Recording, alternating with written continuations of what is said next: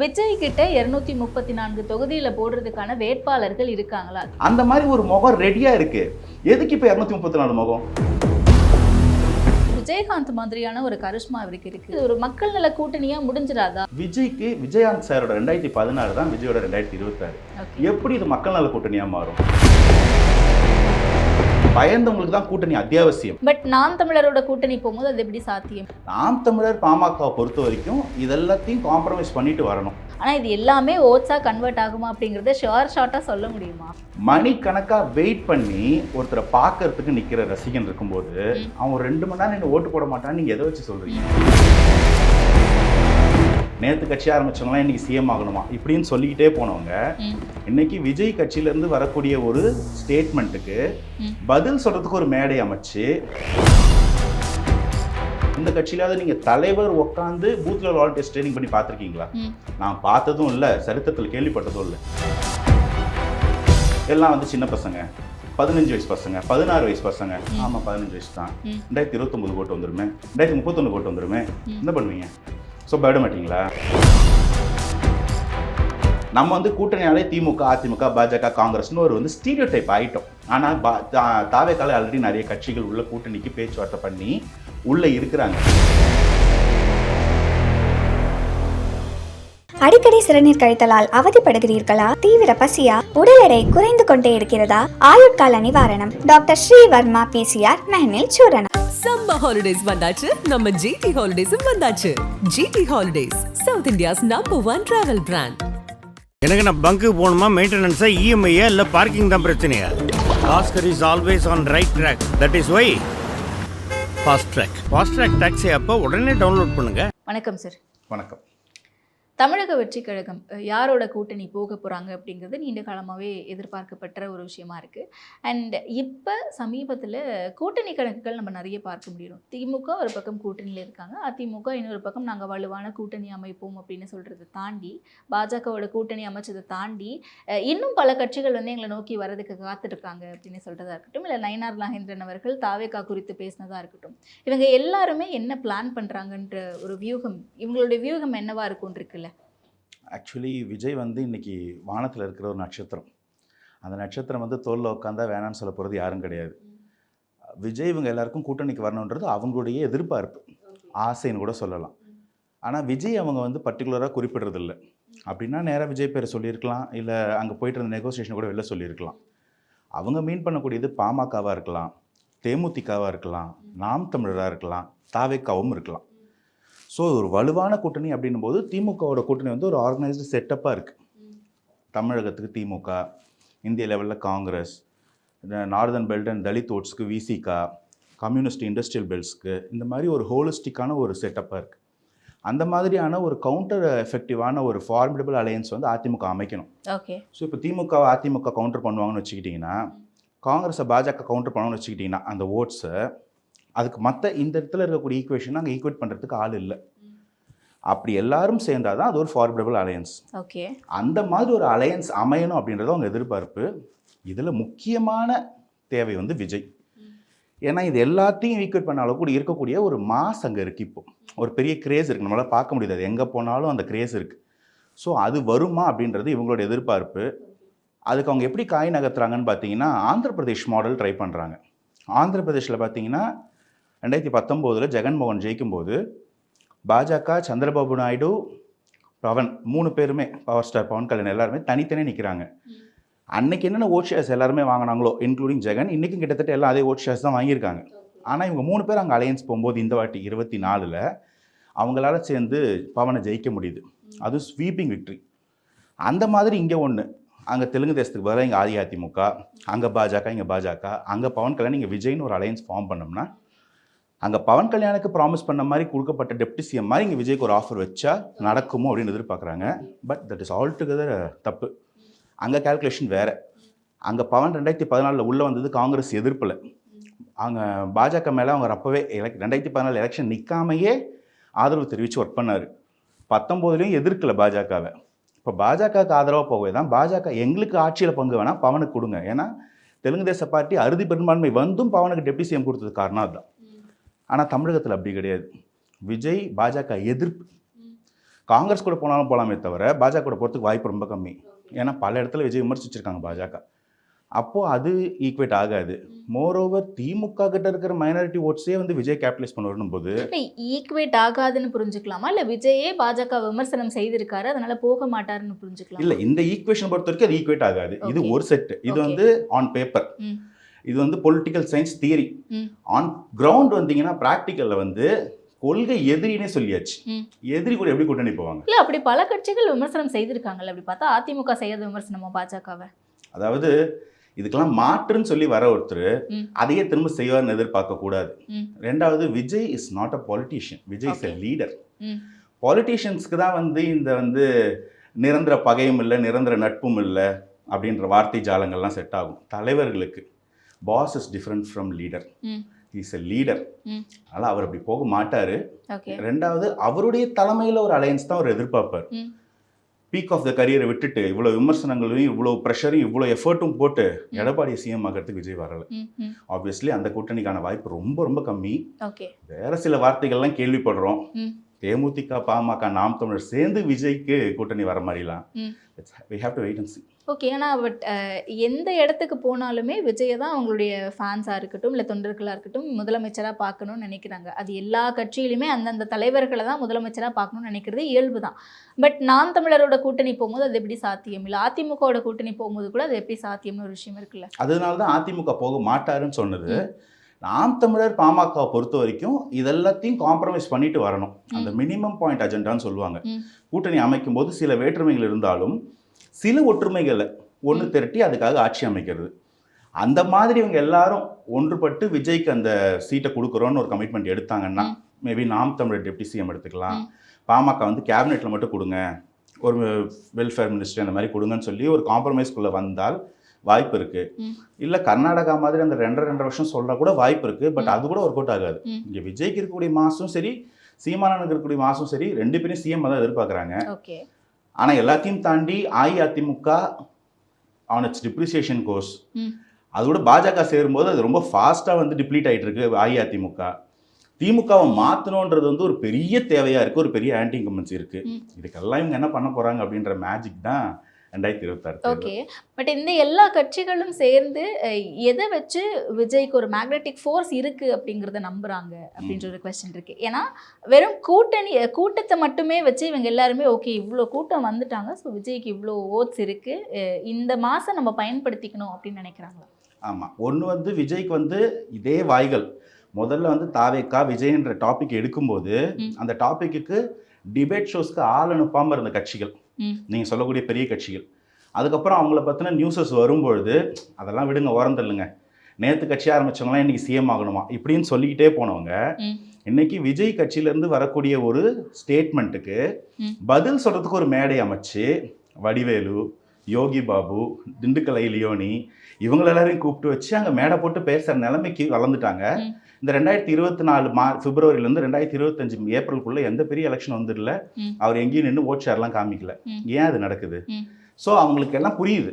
இங்கே வந்து இன்டெலிஜென்ஸ்னு ஒன்று இருக்குது மேம். அவங்களுக்கு வந்து தெளிவாக தெரியும் வர்ற க்ரௌடு என்ன மாதிரி க்ரௌடு, அந்த க்ரௌடு என்ன மென்டாலிட்டியில் இருக்கிறாங்க, இதில் எவ்வளோ ஓட்டாக கேபிட்டலைஸ் ஆகும், எவ்வளோ வந்து வேடிக்கை பார்க்க வர்ற கூட்டம்னு. நம்மளை விட ஈவன் தாவேக்கா விட இந்த டீட்டெயில் டேட்டா வந்து பாஜக கிட்டையும் திமுக கிட்டையும் கண்டிப்பாக இருக்கும். ஸோ விஜய் வந்து என்னமோ ஒரு பெரிய இம்பாக்டை கிரியேட் பண்ண போறாருன்றது வந்து யாருக்கும் மாற்று கருத்து இருக்க முடியாது. அப்படி மாற்று கருத்து இருந்தால் என்னுடைய ஒரே சஜஷன் ஒரு 10 மாதம் வெயிட் பண்ணி பாருங்க.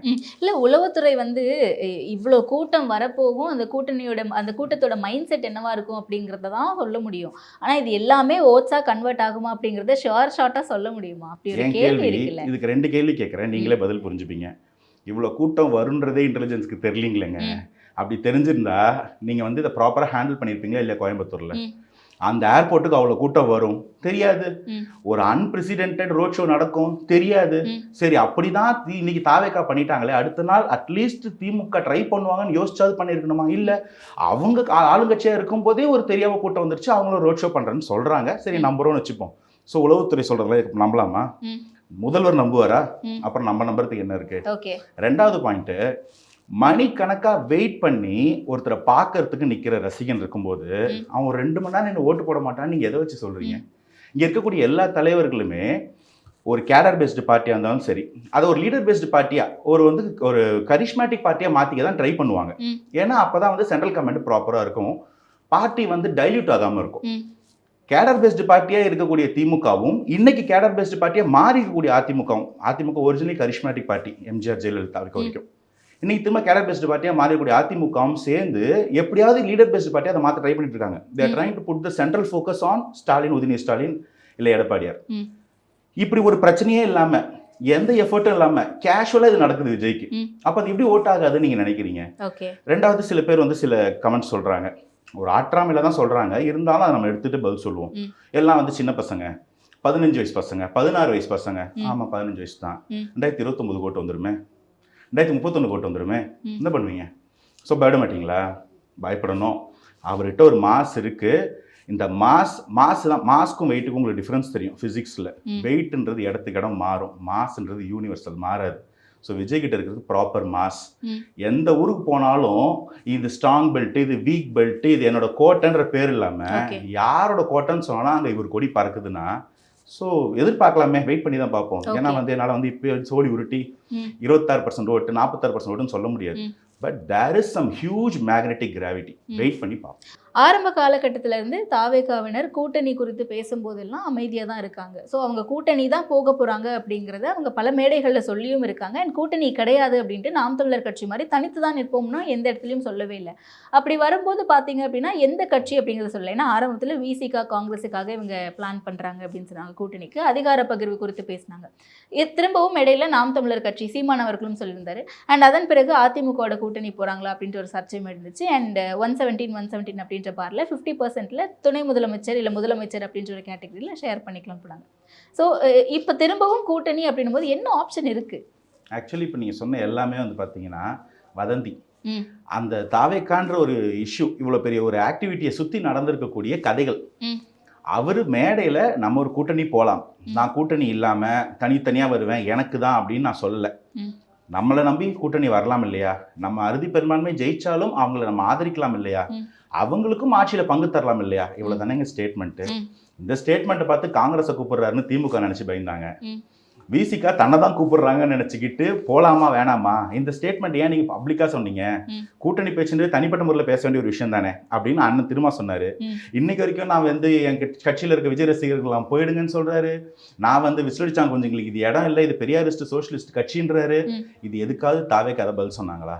ஸோ திமுகவை அரசியல் எதிரினும் பாஜகவை கொள்கை எதிரினும் சொல்லியாச்சு. அவங்க 2 பேரை தவிர மீதி எல்லா கட்சி பேரும் நீங்கள் சொல்லிட்டீங்க.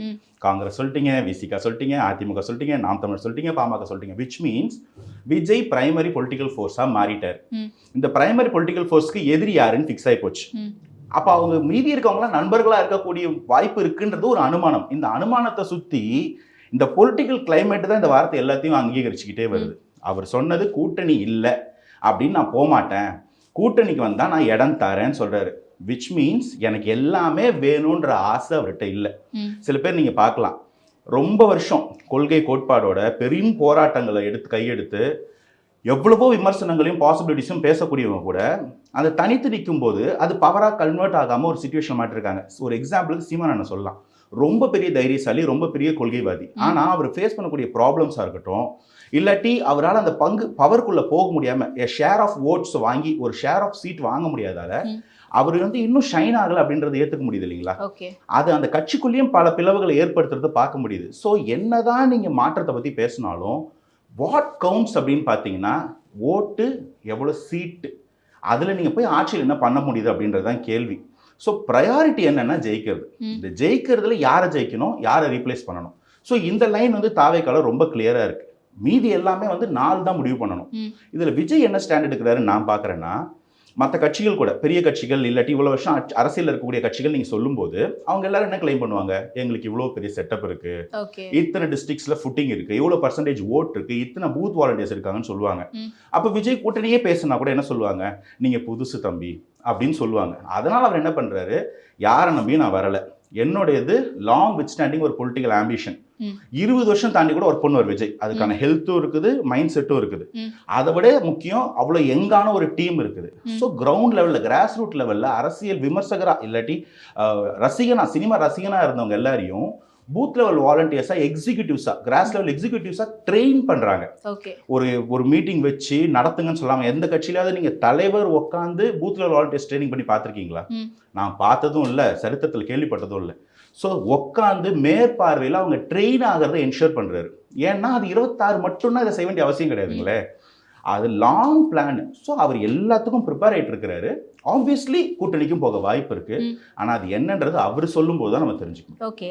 அண்ட் ஒருவேளை நம்மளை யாரும் குறைச்சி மதிப்பிட்ட கூடாது, அதுக்காக நம்ம ரொம்ப ஹார்ட் ஒர்க் பண்ணணுன்றதுக்காக இதெல்லாம் பண்ணிட்டு இருக்காங்களா? இல்லைங்க, ஹார்ட் ஒர்க்குன்றது வந்து பார்த்தீங்கன்னா அவரோட கல்ட்டுங்க. நீங்கள் வந்து பல சினிமா ஸ்டார்ஸ் ரொம்ப டேலண்ட் இருக்குன்னு சொல்ல சினிமா ஸ்டார்ஸில் கூட இந்த பஞ்சுவாலிட்டி, இந்த டைரக்டர் பேச்சை கேட்காம அவங்க டைரக்டர்ஸ்க்கு அட்வைஸ் பண்ணி ப்ரொடியூசர்கிட்ட அந்த கமிட்மெண்ட்டை மீறியெல்லாம் வந்து அவங்க பொலிட்டிக்கல் சினிமா கேரியரை இழந்தது நம்ம நிறைய பேர் கேள்விப்பட்டிருக்கோம். இந்த மாதிரி இத்தனை வருஷத்தில், இந்த 30-32 வருஷத்தில் என்னைக்காவது விஜய் அண்ணா மேலே ஒரு கமெண்ட் வந்து நீங்கள் பார்த்துருக்கீங்களா? அவர் ஹார்ட் ஒர்க்கர், டிசிப்ளின்ட், கமிட்டட். இந்த 3 இருக்கக்கூடிய ஆள் வந்து எதை செஞ்சாலும் இப்படி தான் செய்வாங்க. இது வந்து ஒரு டைப் ஆஃப் பீப்புள். அவங்களை நீங்கள் எதை பண்ணாலும் அவங்க அந்த லைனை ஒரு லைன் போட்டால் வெற்றி தோல்வின்றதை தாண்டி ஃபுல்லஸ்ட் கமிட்மெண்ட் கொடுத்துட்டு தோத்தாலும் திரும்ப ட்ரை பண்ணுவாங்க. அப்படி தான் அவர் சினிமா கரியரில் மேலே வந்து நிற்கிறாரு. இந்த முகத்தை பார்க்கணுமான்னு கேட்டவங்கெல்லாம் அவர் அட்டப்படத்தில் போட்ட காலம் வந்தது. இன்றைக்கி தமிழக சினிமாவோட முகமாக மாறி இருக்கிறார். ஏன்னா 8 லாங்குவேஜில் ரிலீஸ் பண்ணக்கூடிய படங்களில் ஹீரோ வாங்கக்கூடிய சம்பளத்தை விட ஒரு லாங்குவேஜ்லேயும் 2 துணை லாங்குவேஜ் ரிலீஸ் பண்ணக்கூடிய படத்தில் இந்த ஹீரோ வாங்கக்கூடிய சம்பளமும் கட்டக்கூடிய டேக்ஸும் ஜாஸ்தி. இது வந்து நான் இது சினிமா பற்றி பேச நினைக்க வேண்டாம். அவருக்கு அந்த மார்க்கெட் இருக்கிறதுனால தான் இதை பண்ணுறாங்க. எப்படி அந்த மார்க்கெட் வந்துச்சுன்னா அந்த ஹார்ட் ஒர்க் அண்ட் பெர்சீவரன்ஸால். அப்போது அதுக்கே அவ்வளோ ரிஸ்க் எடுத்து உழைச்சி கொடுத்தோம் வந்தவர். இது அவ்வளோலாம் ஈஸியாக நீங்கள் நினைக்கிற மாதிரி விட்டுற மாட்டார். அதனால் இது எங்கே கொண்டு போகணுமோ அதுக்கான வேலைகள் எல்லாத்தையும் தன்னோட எஃபர்ட்டை போட்டு வச்சிடுறாரு. ரிசல்ட் வரும்போது they will change the course as per the need. Okay. And Vijay அவர்கள் கட்சி தொடங்கினதுலேருந்தே விஜயகாந்த் மாதிரியான ஒரு கரிஷ்மா இவருக்கு இருக்குது. விஜயகாந்துக்கு இருந்த கூட்டம் இவருக்கு இருக்குது. விஜயகாந்துக்கு எப்படி யங்ஸ்டர்ஸ் வந்து ஆதரவு கொடுத்தாங்களோ, எப்படி எல்லா வயதினரும் இல்லை முதியவர்கள்லேருந்து பெண்கள்லேருந்து ஆதரவு இருந்துச்சோ, அந்த மாதிரியான ஒரு விஷயம் விஜய்க்கு இருக்குது. ஸோ அப்படி ஒரு கூட்டணி அமைக்கிறாங்க அப்படின்னும் போது இது ஒரு மக்கள் நல கூட்டணியாக முடிஞ்சிடாதா? அப்படி அவ்வளோ ஆதரவு இருந்துமே விஜயகாந்துக்கு மக்கள் நல கூட்டணி எப்படி முடிஞ்சதுன்னு பார்த்தோம். அதே மாதிரி தான் இந்த கூட்டணியும் இருக்குன்ற விமர்சனம் தொடர்ந்து இருக்குல்ல. நல்ல பாயிண்ட் இது. ஆக்சுவலி நீங்கள் வந்து விஜயகாந்த் அட் இட்ஸ் பீக்கையும் அவரோட வந்து டவுன்ஃபாலையும் ஒரு இடத்துல கம்பேர் பண்ணுறீங்க. விஜயகாந்த் சார் அரசியலுக்கு வரும்போது 2006, 2009 எல்லாம் உங்களுக்கு ஞாபகம் இருக்குமான்னு தெரியல. அன்னைக்கு அவர் வேற. நீங்கள் 2011 நான் காலேஜ் படிக்கிறேன், நான் பார்த்துருக்கேன். கேப்டன் பேட்டிங்கில் அம்மா கப்படிச்சாங்க அப்படின்னு கரெக்டாக இப்போ வேர்ல்ட் கப் ஜெயிச்சிருந்தோம். அப்போ சச்சின் பேட்டிங்கில் தோனி கப் ஜெயிச்ச மாதிரி போட்டு அந்த ஃபேஸ் வந்து மாற்றி பேனர் அடிச்சிருப்பாங்க. கேப்டன் பேட்டிங்கில் அம்மா கப்படி ஜெயிச்சாங்க அப்படின்னு. ஸோ திமுகவோட ஆன்டி இன்கம்பன்சியும் ஈழப்படுகொலையும் காங்கிரஸின் எதிர்ப்பாலையும் தாண்டி தமிழகத்தில் அதிமுக ஜெயிக்கணும் போது கேப்டன்ற ஒரு கேட்டலிஸ்ட் தேவைப்பட்டது. அப்படி ஜெயிச்சவர் அதுக்கப்புறம் அவருக்கு காலம் கை கொடுக்காம உடல்நிலை நலிவுற்று சரிஞ்சிட்டாரு. 2016 நடந்த கூட்டணின்றது வந்து பார்த்தீங்கன்னா திமுக அதிமுகவோட மாஸ்டர் ஸ்ட்ரோக். எந்த பக்கமும் திமுக அலையன்ஸ் அமைஞ்சிடாம அஇஅதிமுக பார்த்துக்கிட்டாங்க. அதனால தான் வந்து இந்த மக்கள் நல கூட்டணின்னு ஒன்று உருவாக்கப்பட்டது. அதன் மூலமா அவர் தோற்கடிக்கப்பட்டார் அப்படின்னு சொல்றாங்க. இன்னைக்கு நீங்க அதவே நடக்குதுன்னு கூட வச்சுப்போம். விஜய்க்கு விஜயகாந்த் சாரோட 2016 தான் விஜயோட 2026. எப்படி இது மக்கள் நல கூட்டணியா மாறும்? வாய்ப்பே இல்லை. விஜயகாந்த் சார் எடுத்த ஸ்டாண்டை தாண்டி விஜய் ஒரு கிளாரிட்டியோட, ஏன்னா நமக்கு முன்னாடி இருக்கவங்க சீனியர் பண்ண தப்பு வச்சுட்டு கத்துக்கிறவன் தான் புத்திசாலி, தானே பட்டு கத்துக்கிறவன் வந்து அனுபவசாலி. அவர் பண்ண எல்லாத்தையும் கம்பேர் பண்ணி அவர் ஃபர்ஸ்ட்லாம் கூட்டணி போல கூட்டணியோட ஸ்டார்ட் பண்ணான்னு வச்சுக்கோங்களேன். அதுதான பாயிண்ட். 2006 விஜயகாந்த் வரும்போது கூட்டணி போல தனியா தானே நிக்கிறாரு. தனியா நின்னா அவர் ஒரே அளவு எம்எல்ஏவா உள்ள போறாருல. அந்த மாதிரி விஜய் அவர்கள் தனியா நிக்கலாமே, ஏன் எடுத்த உடனே முதல்ல கூட்டணின்னு போறாரு? அதுவும் முதல் கூட்டணி யாரோட வைக்கிறோம்னு ஒண்ணு இருக்குல்ல. இது எல்லாமே தானே பதில் சொல்லிட்டீங்க. தனியா நின்று ஒரு எம்எல்ஏவா உள்ள போனாரு. ஒரு எம்எல்ஏவா உள்ள பத்தாதுன்றதுக்காக தான் கூட்டணி போலாம்ன்ற வாய்ப்பு இருக்கு. ஓகே. விஜய் தனியா நின்னா ஒரு எம்எல்ஏ தான் வரும்னு கூட நானும் கம்பல்சரி ஒத்துக்கல. ஆனா கேப்டன் வந்து ஒரு எம்எல்ஏ தான் உள்ள போனாரு. அது ஃபர்ஸ்ட் ஷாட்ல ஒரு பவர் பிளேல என்ன அடிக்கிறோன்றது தான் அந்த மேட்சோட ஸ்கோர். அந்த மாதிரி ஃபர்ஸ்ட் எலெக்ஷன்ல என்ன பண்றோன்றது தான் வந்து அந்த பார்ட்டியோட ஃபியூச்சர். ஸோ ஒரு எம்எல்ஏன்றதுக்கும் 10% 12% ஓட்டுன்றதுக்கும் மினிமம் ஒரு 25% ஓட்டுன்றதுக்கும் there is a huge difference. அந்த பார்ட்டி அடுத்த எலெக்ஷன்ல பண்ணக்கூடிய மேஜிக் டிஃபரெண்ட் ஆகும். அதுக்கு தான் பிளான் பண்றாரு. அந்த தப்ப கேப்டன் மிஸ் பண்ணதை சரி பண்ணதை இல்ல. அப்ப நம்ம தனித்து நின்னாலே நம்மளால வெற்றி பெற முடியும்னு சொல்றதெல்லாம் எப்படி புரிஞ்சுக்கலாம்? இல்ல மேம், நீங்க வந்து அப்படி நடந்துடாதுன்னு நீங்க சொல்ல முடியாது. ஏன்னா இந்த பயந்தவங்க தான் கூட்டம் சேரும். ஒரு படத்துல அப்ப டயலாக் வரும், விஜயும் கூட்டணி நீங்க சொல்ற அதுதான் கூட்டணி தப்பா சொல்றேன். புரிஞ்சுக்கிட்டேன், அதான் சொல்றேன். பயந்தவங்களுக்கு தான் கூட்டணி அத்தியாவசியம். ஓகே. தானா தனியா நிக்க முடியும், ஜெயிக்க முடியுன்றவங்களுக்கு வந்து கூட்டணி அத்தியாவசியம் கிடையாது. ஆனா அவர் சொல்லக்கூடிய கூட்டணி என்னன்னா பவர் ஷேரிங். ஓகே. இது கார்ப்பரேட்டா மாறிடாது. புரியுது. நான் வந்து ஒரு குடும்ப ஆட்சியும் ஒரு கார்ப்பரேட் அரசியலும் திட்டுறேன், நான் அதுக்குள்ள போயிட மாட்டேன். என்னை நம்பி வந்தா நான் உங்களுக்கு ஷேர் பண்றேன் பவர்ன்னு சொல்றாரு. இது ரெண்டும் வந்து உங்களுக்கு ஒரே மாதிரி தெரியலாம், கூட்டணி வைக்கிறாங்க இங்க 4 கட்சி இங்க 3 கட்சின்னு. ஆனா இவங்களோட தேவை கூட்டணிக்காக, இவங்களோட காரணம் கூட்டணிக்காக வேற, இவங்களுடைய தேவையும் காரணமும் வேற. இவர் வந்து பவர் ஷேரிங் கொடுக்குறேன், நான் பாஸ் இல்லை லீடர்னு சொல்றதுக்காக தான் அந்த கூட்டணி கால் ஃபார். அந்த கூட்டணிகள் இப்போ இருக்கக்கூடிய கட்சிகளை நீங்க பார்த்துருந்தீங்கன்னா உங்களுக்கு தெரியும். நம்ம வந்து கூட்டணியாலே திமுக, அதிமுக, பாஜக, காங்கிரஸ்னு ஒரு வந்து ஸ்டீரியோ டைப் ஆயிட்டோம். ஆனால் தாவேக்கால ஆல்ரெடி நிறைய கட்சிகள் உள்ள கூட்டணிக்கு பேச்சுவார்த்தை பண்ணி உள்ள இருக்கிறாங்க. நீங்க வந்து இந்தியன் முஸ்லீம் லீக்னு முஸ்தபான்னு ஒருத்தர் வந்து நோன்பு திறக்கும் போது அவர் கூட உட்காந்து கஞ்சி குடிச்சிட்டு இருந்தார். அவர் வந்து கூட்டணி கட்சி தான், கூட்டணின்னு அனௌன்ஸ் பண்ணல. ஆனா அவர் கூட இருக்கிறார். அவர் வந்து தாவேக்கா கிடையாது, அவர் கூட்டணி. தமிழ்நாடு இளைஞர் கட்சின்னு ஜல்லிக்கட்டு கட்சி ஒன்று இருக்கு, அங்க வந்து காமேஷ்னு ஒருத்தர், அவர் கட்சியும் பலப்படுத்திட்டு இருக்காரு, தாவேக்காக்கும் ஒர்க் பண்ணிட்டு இருக்காரு, உங்ககிட்டயும் நிறைய பேசியிருக்காரு.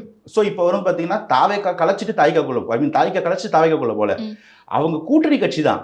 நீங்க என்னன்னா நம்ம கூட்டணி நினைச்சுக்கிட்டோம், ஒரு பெரிய ஸ்டார் ஹோட்டல் மீட்டிங் போடணும், அவங்க எல்லாம் ஒரே கார்ல 8 கோடி பறக்கணும். இல்ல, கூட்டணின்றது இந்த மாதிரி அங்கங்க நல்ல கட்சிகள் அங்கீகாரம் இல்லாம மக்கள் கூட இருக்கிறவங்களை கூப்பிட்டு அங்கீகரிக்கிறது ஒண்ணு இருக்குல்ல, அந்த கூட்டணி ஆல்ரெடி ஸ்டார்ட் ஆயிடுச்சு. இது நியூஸுக்கான கூட்டணி. அண்ட் நிறைவான கேள்வியை கேட்கிறேன், விஜய் கிட்ட 234 தொகுதியில போடுறதுக்கான வேட்பாளர்கள் இருக்காங்களா? தெரிந்த முகம் அப்படின்னு பார்த்தோம்னா இன்னைக்கு வரைக்குமே பொதுச் செயலாளர் ஆனந்த் இருக்காரு, அதுக்கப்புறமா ஆதவர்ஜுனா இருக்காங்க, அப்புறம் சிடிஆர் நிர்மல்குமார், விஜய் அவர்கள், இந்த மாதிரி ஒரு சில முகங்கள் மட்டும்தான் தெரிந்த முகங்களா இருக்கு. இப்போ டிவியில பேட்டி கொடுக்கறதுனால ரமேஷ் லோயலமணி, ராஜ்மோகன் இந்த மாதிரி நாட்கள்லாம் தெரியுறாங்க. அண்ட் ராஜ்மோகன் ஆப்வியஸா தெரியும், கொள்கை பரப்பு செயலாளர். ஸோ இப்படி ஃபேஸஸ் இல்லாததுனால தான், வேட்பாளர்கள் இல்லாததுனால தான் கூட்டணி அப்படிங்கிறது போனால் அவங்களுக்கு வேட்பாளர்கள் நிரப்புறதுக்கு கேண்டிடேட் பிரச்சாரம் எல்லாத்துக்குமே எல்லா வகையிலுமே ஹெல்ப்ஃபுல்லாக இருப்பாங்கன்னு சொல்கிறாங்கல்ல. நீங்கள் வந்து இந்த இடத்துல ஃபண்டமெண்டலி ஒரு பெரிய தப்பு இருக்குது. இந்த மாதிரி பல முகங்கள் இருக்கும்போது, பல பாக்கெட்ஸாக இருக்கும்போது அது வந்து அந்த பார்ட்டியை டைல்யூட் தான் பண்ணும். ஓகே. நீங்கள் வந்து நீங்கள் பொன்முடி மேலே வந்து திமுகவில் ஒரு விமர்சனம், அது திமுகவை பாதிக்குது. கேஆர் வீட்டுல அவர் தம்பி வீட்டில் ஒரு ரைடு திமுகவை பாதிக்குது. செந்தில் பாலாஜி அதிமுக இருக்கும்போது பண்ண ஒரு ஊழல் திமுகவை பாதிக்குது. இந்த மாதிரி அங்கங்க பாக்கெட்ஸா நீங்க முகங்களை வச்சுட்டு இருக்கும்போது தான் அது வந்து கேடர் பேஸ்டு பார்ட்டி. அந்த இடத்துல ஒரு தப்பு நடந்தாலும் தலைமையால தட்டி கேட்க முடியாது, ஏன்னா நம்ம எல்லாம் ஒரு சமகாலத்துல வந்தவங்க அப்படின்ற ஒரு மாதிரி நிலைமை இருக்கும். 234 ஒரே முகமா இருக்கிறது தான் வந்து கரிஷ்மா லீடர் பேஸ்டு பார்ட்டி. இதுக்கு ஒரு சின்ன எக்ஸாம்பிள் சொல்லுவாங்க. ஜெயலலிதா அம்மையார் வந்து கேண்டிடேட்ஸை நேரில் காணல் பண்ணும்போது, எப்படிப்பா வேலை செஞ்சு வச்சிருக்கேன், உன் தொகுதியில் வெற்றி வாய்ப்பு எப்படி இருக்குன்னு கேட்கும்போது, அம்மா நான் நிறைய வேலை செஞ்சுருக்கேன், இவ்வளோ பர்சன்ட் அந்த ஓட்டில் வந்து என் ஜாதிக்காரங்க இருக்காங்க, நான் போன எலெக்ஷன் இவ்வளோ வாங்கினேன், நான் ஜெயிச்சிருவோமான்னு சொன்னவங்களுக்கு சீட்டு கொடுக்க மாட்டாங்களாம். அம்மா எனக்கு எதுவும் தெரியாது, உங்கள் முகத்தை வச்சு நான் ஜெயிச்சிருவேன்னு சொன்னால் சீட்டு கொடுத்துருவாங்களாம். இது வந்து அரகன்ஸ் கிடையாது. அந்த ஒரு முகம் ப்ராப்பராக ப்ரொமோட் பண்ணால், இந்த சர்க்காரில் கூட வருமே, எங்கள் தலைவர் முகம் எங்கள் பிராண்டு, அதை எங்கள் மக்கள் மனசில் பதிய வச்சுட்டோம், அதுக்கு விழுண்டா ஓட்டு அப்படின்னு. அந்த மாதிரி ஒரு முகம் ரெடியாக இருக்கு. எதுக்கு இப்போ 234 முகம்? ஜெயலலிதா 2016 ஜெயிச்சது காரணமே அதுதான். கூட்டணி வந்த 3-4 பேரும் ரெட்டையில் இருந்தாங்க, ஜெயிச்சாங்க. ஸ்வீப் அடிச்சாங்களா இல்லை ஒரே கட்சியா? அது மாதிரி ஒரு செட்டப் ஆல்ரெடி எக்ஸிஸ்டன்ஸ்ல இருக்கும்போது நம்மளா எதுக்கு ஒரு 50 முகத்தை கொண்டு வந்து 50 பேரும் ரெடியா இருக்காங்களா, சரியா இருக்காங்களா, அவங்க பேசுற ஒரு வார்த்தையும் பார்த்துக்கிட்டு, இப்போ இருக்கிற செட்டப்பே ப்ராப்பராக இருக்கு, அதுவே போதும் ஜெயிக்கிறதுக்கு. ப்ராப்பராக ஹேண்டில் பண்ண மட்டும் போதும். ஓகே சார், நிச்சயமா வெற்றி வாய்ப்புகள் எப்படி இருக்கு அப்படிங்கிறது தேர்தல் நெருக்கத்தில் பேசும். நேரத்திற்கு நன்றி சார். Thanks for having. அடிக்கடி சிறுநீர் கழித்தலால் அவதிப்படுகிறீர்களா? தீவிர பசியா? உடல் எடை குறைந்து கொண்டே இருக்கிறதா? ஆயுட்கால நிவாரணம் டாக்டர் ஸ்ரீவர்மா பிசிஆர் மெஹனில் சூரணம். சம்மர் ஹாலிடேஸ் வந்தாச்சு, நம்ம ஜிடி ஹாலிடேஸும் வந்தாச்சு. GT holidays, south India's #1 travel brand. எனக்கு நான் பங்கு போகணுமா, மெயின்டெனன்ஸா, இஎம்ஐயா இல்லை பார்க்கிங் தான் பிரச்சனையா? Oscar is always on right track. That is why Fast Track taxi அப்போ உடனே டவுன்லோட் பண்ணுங்க.